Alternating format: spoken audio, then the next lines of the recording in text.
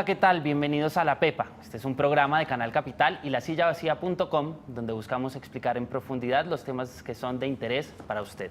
Este año el protagonista fue el proceso de paz. Luego de 6 años de negociaciones, 2 de fase secreta y 4 en La Habana, el 6 de septiembre se firmó en Cartagena un acuerdo final entre las FARC y el gobierno. Los colombianos votaron el plebiscito para refrendar lo acordado, consulta que ganó el no por un estrecho margen y que cambió, digamos, la historia que se esperaba. Este hecho implicó la renegociación con las FARC, teniendo en cuenta las peticiones de los amplios sectores que se habían opuesto a este acuerdo.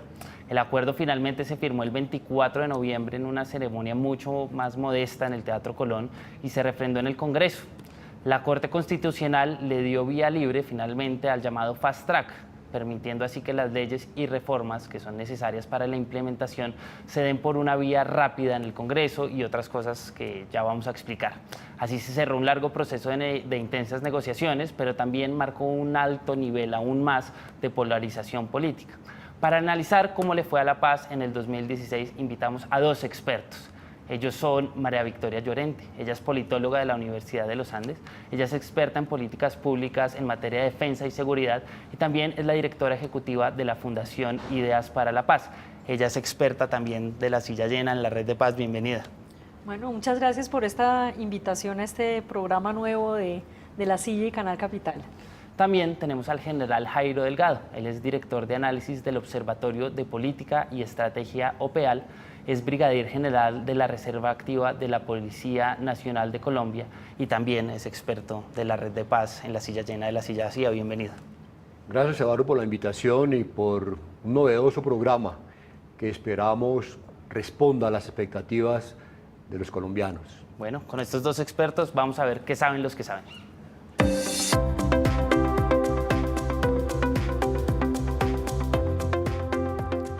Vamos a hablar del año de la paz. María Victoria, ¿cómo le fue a la paz en el 2016?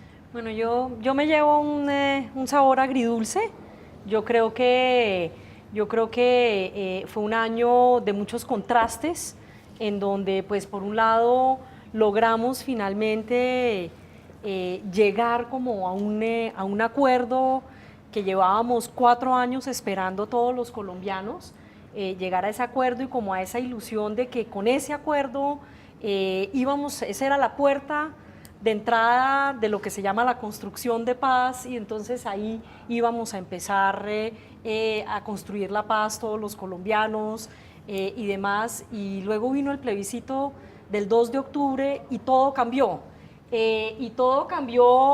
Demostrándonos y sacando a la superficie la enorme división que tenemos los colombianos frente a esta paz y generando una discusión jurídica muy compleja para entender para los colombianos, e incluso llevando, creo yo, al agotamiento de los colombianos frente al proceso, y dejando, yo creo que este proceso y por lo menos este acuerdo, dejándolo muy lesionado en términos de legitimidad y sobre todo de sostenibilidad después del 2018. Hay que tener en cuenta que este es un acuerdo que considera, digamos, no solamente cómo va a transformarse las FARC y dejar las armas y todo eso, sino que considera una cantidad de elementos fundamentales para poder cerrar el conflicto en Colombia, como es el tema de las brechas en el sector agrario y el tema de la participación política y el tema,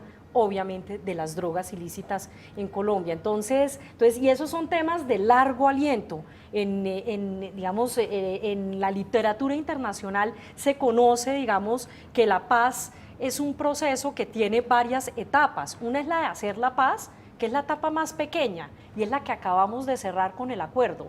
Luego viene la etapa de la construcción de paz y de sostener la paz, que esa es un poquito, que esa es también corta, es la etapa en donde los combatientes dejan las armas y hacen el tránsito hacia la legalidad, que eso van a ser unos 6 meses, y de ahí en adelante viene la etapa de la construcción de paz, y eso se puede demorar 10 años, décadas, se puede demorar. Mire usted, en Irlanda del Norte llevan 18 años desde su acuerdo de Viernes Santo, y todavía han venido aquí muchos irlandeses a compartir su experiencia y hablan cómo ellos todavía siguen en la batalla de construir la paz.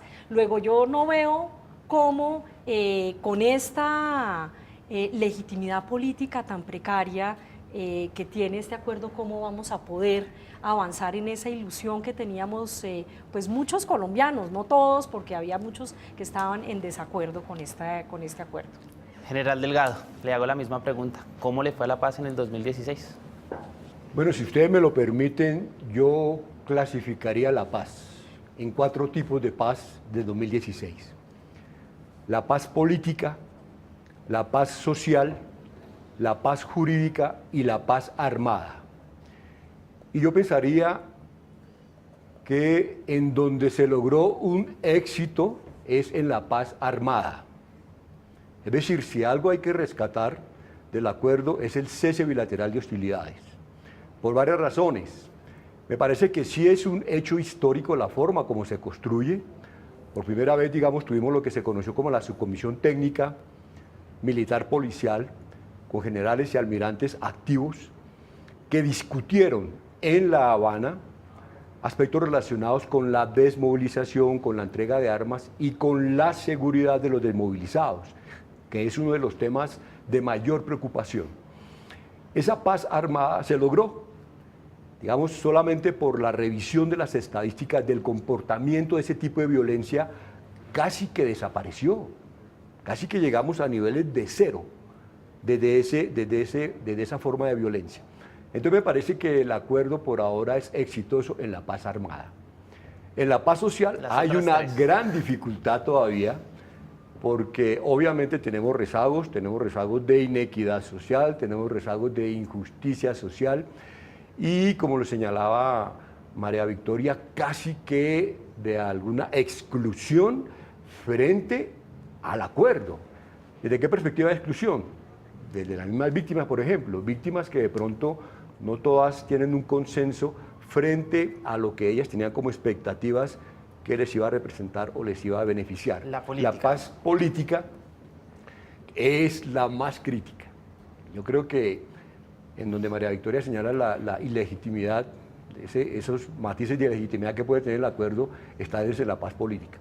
Me parece que la paz política tiene una profunda polarización y a portas del 2018 que ya comenzó, pues eso se va a profundizar y me parece que el caballo de batalla de todas las campañas va a ser ese. Entonces ahí vamos a tener una polarización, una tensión y un alejamiento. Y la paz jurídica también, porque hay aspectos que necesitan refrendación, a pesar de que la Corte Constitucional, digamos, prácticamente despeja ese camino de la vía rápida para que el presidente pueda adoptar en un lapso de 180 días algunas normas que faciliten la implementación en su primera fase.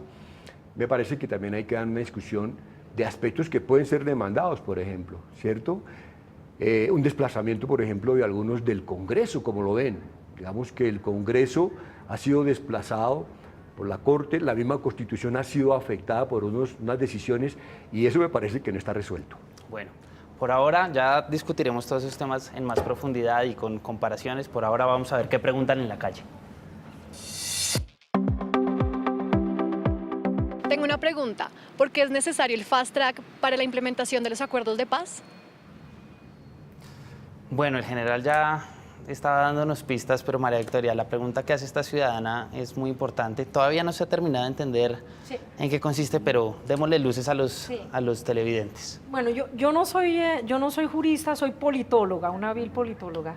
Entonces, porque estos temas jurídicos realmente nos han enredado mucho, pero a ver, en términos sencillos yo entiendo, el fast track es un mecanismo a través del cual se reduce el proceso, se reduce el proceso de deliberación en el Congreso respecto de la adopción de leyes e incluso de la adopción de normas de reforma constitucional. Entonces, por ejemplo, una reforma constitucional, según nuestro ordenamiento jurídico, nuestra Constitución requiere de 8 vueltas en el Congreso y 2 legislaturas para que se pueda reformar la Constitución, precisamente, digamos, para que no estemos reformando la Constitución de manera... Para blindarlo, sí, si para se quiere. blindar un poco nuestro ordenamiento constitucional, pues precisamente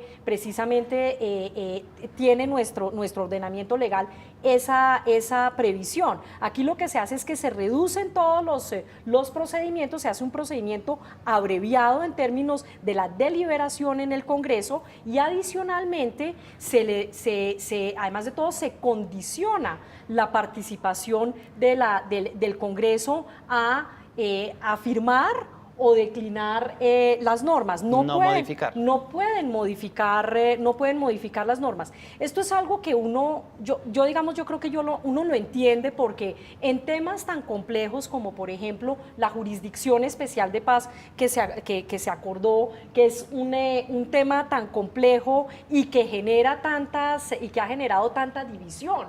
Parte de la pugna que hemos tenido política en el país y de la polarización política ha sido precisamente alrededor de esa figura de generar esta jurisdicción especial para poder llevar ahí todos los casos que tienen que ver con el conflicto armado. Entonces, eso nos demoramos 1 año y medio negociando ese punto en La Habana.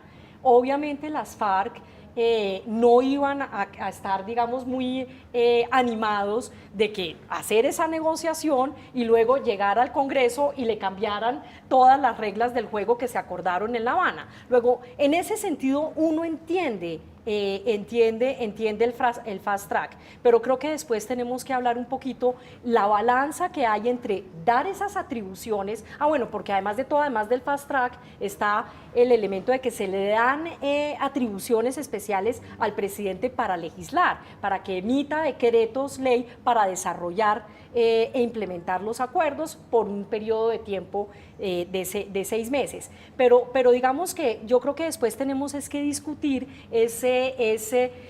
por qué era, digamos, eso hacía parte de un todo con el plebiscito, en donde, digamos, a través del plebiscito y de la decisión que tomaba el pueblo de respaldar ese acuerdo, pues de cierta manera se legitimaba el hecho de que íbamos a tener un mecanismo abreviado y de que íbamos, digamos, a lesionar un poco la separación de poderes y demás en función de que se pudiera implementar un acuerdo que había sido respaldado por los colombianos, por la ciudadanía. Volvamos a la pregunta de la televidente. ¿Por qué es necesario esta fast track en su opinión? Es necesario por una razón muy especial y muy particular del proceso de negociación colombiano. Por eso cuando usted hace el esfuerzo de análisis comparado con otros procesos, ahí es donde hay una gran diferencia. ¿Y por qué? Porque es una carrera curiosa. Si me permite esta analogía, los 180 días, digamos, del lapso que hay, son los 180 metros de la carrera. Esos 180 metros de la carrera tiene que correrlos por un carril las FARC y por otro carril, digamos, las normas, con una característica que no interesa que ninguno de los dos gane, sino que ambos vayan al tiempo. Es decir, ambos tienen que ganar simultáneamente. Es una carrera curiosa. Esa vía rápida lo que busca es exactamente simplificar procedimientos legislativos, es decir, no pasarlos por esas 8 vueltas que explicaba muy bien María Victoria, tanto en Cámara como en Senado, sino simplificarlo. ¿Para qué simplificarlo? Para que las velocidades vayan acordes. Darle unos elementos al presidente, unas atribuciones al presidente, para que él pueda legislar con el Congreso y de esa manera comenzar a garantizar un primer aspecto que es el más, si se quiere, delicado, y por eso ahí la paz jurídica es donde está todavía en tensión, que es, por ejemplo, el indulto. porque sin ese indulto, ya lo advirtieron las FARC, no nos podríamos trasladar a las zonas veredales. Esa es la razón, digamos, de la vía rápida. Es una carrera simultánea que deben recorrer los dos para que cuando vayan entregando sus armas y desmovilizándose las FARC, también vayan siendo respaldadas por la norma. María Victoria me Pero levantaba no, la mano. yo quería decir como dos cosas, digamos, que me parece muy importante la explicación que da el general en el sentido de que sí, digamos, tiene que ver con el tiempo, por eso se llama fast track, tiene que ver, digamos, con que se necesita que haya una sincronía entre la desmovilización y las normas indispensables para que esa desmovilización se pueda hacer cierta, como la amnistía y el indulto, que es como la primera, y que se adopte la jurisdicción especial de paz, Sí. digamos que requiere una reforma constitucional. Entonces sí es porque se requiere que haya sincronía entre esos dos procesos de desmovilización y dejación de armas por un lado y por otro lado, pero también tenía, digamos, lo otro que yo estaba mencionando, que es la parte como de blindar, porque no es solamente hacerlo a toda mecha, hacerlo muy rápido, en un procedimiento abreviado, sino además de todo blindar al máximo de las interferencias y de los cambios que pudieran venir en el curso de la deliberación en el Congreso de las cosas que se habían acordado en La Habana. Yo quiero echar para atrás un poco para hacer retrospectiva de lo que ha sido la paz. Y me llamaba mucho la atención lo que usted decía, María Victoria, de los plebiscitos como una forma de darle legitimidad y como blindar de una forma política y social el proceso. ¿Usted cómo vio el plebiscito y cómo lo ha visto comparado con otros procesos que usted ha estudiado, general? Yo creo que el plebiscito contuvo varios factores. El primero que yo le veo es la continuidad de una polarización que quedó marcada en el 2014. ¿Eso ha sido así en otros países? No, creo que no. Creo que no. Uno diría que en el caso de la Unión Revolucionaria Guatemalteca, que también perdió el plebiscito, lo que pudo haber sucedido es que no hubo como un entendimiento de los beneficios para el país y sobre todo los beneficios para unas minorías que necesitaban de ese acuerdo. En consecuencia, el plebiscito trajo ese primer resultado, digamos, una tensión política recogida del 2014, ya muy polarizado el país. Ahí, digamos, se insertó un discurso muy fuerte de parte y parte, porque de parte y parte, digamos, se descalificaron, de parte y parte se discutió de manera muy tensa, casi que hubo una agresividad frente al tema y, digamos, el tema de paz fue el elemento de discusión, en donde me parece a mí que también el otro factor que incidió es la percepción que tenían los colombianos de las FARC. Muchos colombianos consideraron que ese no, que fue el que obtuvo el triunfo, era un voto castigo a las FARC también. Entonces, tensión política por un lado, polarización política, una sanción, digamos, a las FARC y casi que una subestimación al concepto de paz como prioridad y como interés para todos los colombianos. Hay un tema muy interesante y es el tema de la narrativa, porque finalmente el proceso implica un cambio de narrativa en muchos aspectos. ¿Usted cree que este plebiscito cómo influyó en términos de narrativa y también a la luz de ejemplos internacionales? No, yo creo que yo estoy de acuerdo con el general en el sentido de que el plebiscito de cierta manera sí reflejó una polarización que ya era preexistente, digamos. Y si uno mira incluso el resultado del plebiscito en términos geográficos, nosotros hicimos ese ejercicio en la fundación y sacamos un informe con unos mapas bien interesantes sobre los resultados, casi que calca las elecciones del 2014. Es que entremos a ese punto, a los territorios. Recordemos que la diferencia es que fue ridícula, fueron 50.000 votos, 53.000. ¿Y en los territorios? Sí.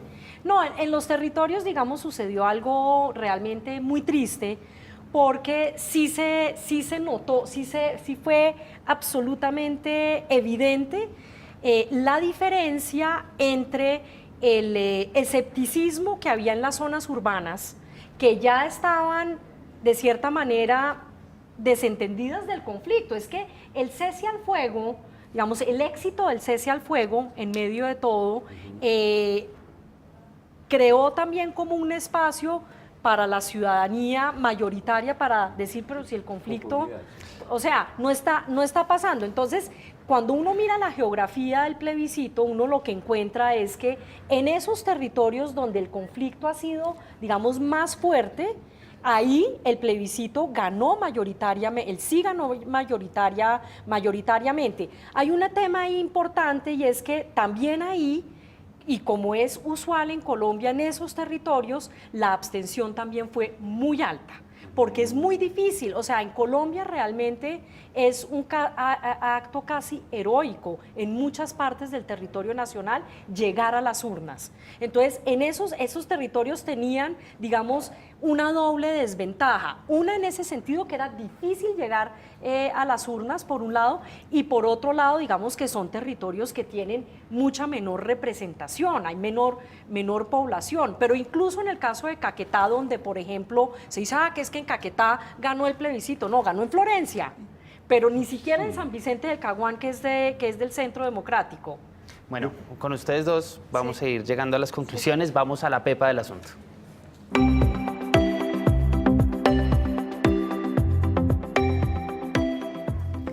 General Delgado, quisiera ir como hacia el futuro. Hablamos de la polarización, de los procesos judiciales, políticos, sociales, rápidamente. ¿La fuerza pública futuro cómo va a cambiar? Yo pienso que ya cambió. Yo diría que desde el mismo momento en que comenzó la negociación formal, María Victoria, digamos que ha estado muy de lleno en todo el tema de seguridad y defensa del país, lo puede constatar también. Se han hecho grandes esfuerzos, desde la sociedad civil, desde los sectores académicos, desde los centros de pensamiento, conjuntamente con la fuerza pública para debatir, discutir hacia el futuro cuáles son las modificaciones. Y yo lo que veo es como una escala. Pienso que por ahora el concepto de reforma total, digamos, de la fuerza pública ha quedado un poco frenado, precisamente para comenzar a valorar todo lo que significa un acuerdo de paz y en esas condiciones de paz, digamos, de esfuerzo de reconciliación, entrar a ese debate. Me parece, por lo tanto, que lo que se han hecho, y me parece que es lo adecuado, es reorientaciones estratégicas, reorientaciones de los dispositivos. Bueno, por ejemplo, el caso de la Policía Nacional. Yo destacaría que la unidad que se creó de edificación para la paz, la UNIPED, que hoy está trabajando precisamente en la seguridad de las zonas en las zonas veredales, me parece que es un ejemplo muy significativo. El segundo aspecto que yo veo también es el lenguaje que se ha incorporado. Me parece, María Victoria, que hay un lenguaje, digamos, más encaminado a la convivencia ciudadana, a la paz territorial, que ese es otro aspecto fundamental. Y el otro aspecto crucial es que emergen otros elementos de la seguridad que el conflicto armado de pronto había desplazado, por ejemplo, el tema de fronteras, el tema de seguridad ambiental. Me parece que ese es un elemento importante. María Victoria, ¿cuál es la pepa de lo que viene? Pues a ver, digamos, el tema de fuerza pública me parece muy importante, pero yo no creo que sea la pepa, digamos, va a estar ahí, y yo creo que estábamos esta mañana con el general precisamente en un foro organizado por la policía y por semana sobre ese tema, y ahí hay unos desafíos realmente enormes, muy, muy grandes, y si bien los militares, pues digamos, el general Mejía ha hablado extensamente sobre el proceso de reforma del ejército y demás. La policía ya tiene un planteamiento muy amplio sobre seguridad en zonas rurales, que eso es totalmente nuevo, pero todo eso todavía está en el papel. Digamos, todo eso son cosas que están, ¿la pepa cuál es? que están en el papel. No, yo creo que la pepa es el tema político. El tema político. Realmente la pepa es el tema político y yo creo que la pepa de esto es que desde la sociedad civil creo que nos va a tocar empezar a hacer un trabajo muy, muy fuerte de ver a ver cómo logramos conciliar a los políticos en este país para que logremos que esta paz sea sostenible. Yo no creo que haya marcha atrás con las FARC, yo no lo creo, pero sí me parece muy preocupante ya las disidencias que se están presentando y ya los personajes y los comandantes que las propias FARC están sacando. En recientes días, en 5. recientes comandantes. cinco, Sí. no, y unos Son comandantes comandantes. importantes, Claro, ¿no? en Entonces yo no veo vuelta atrás en el secretariado, pero sí veo una situación muy delicada en los territorios. Son todos temas que vamos a tratar seguro en otros programas. María Victoria General Delgado, muchas gracias por haber aceptado esta invitación a la PEPA. Y a todos ustedes les damos gracias. No olviden que este es un espacio en alianza de Canal Capital y lasillavacía.com. Recuerden escribirnos @lasillavacía y @Canal Capital en Twitter con el numeral o hashtag la PEPA y cuéntenos qué tema les gustaría que le echáramos PEPA en una próxima ocasión. Hasta la próxima.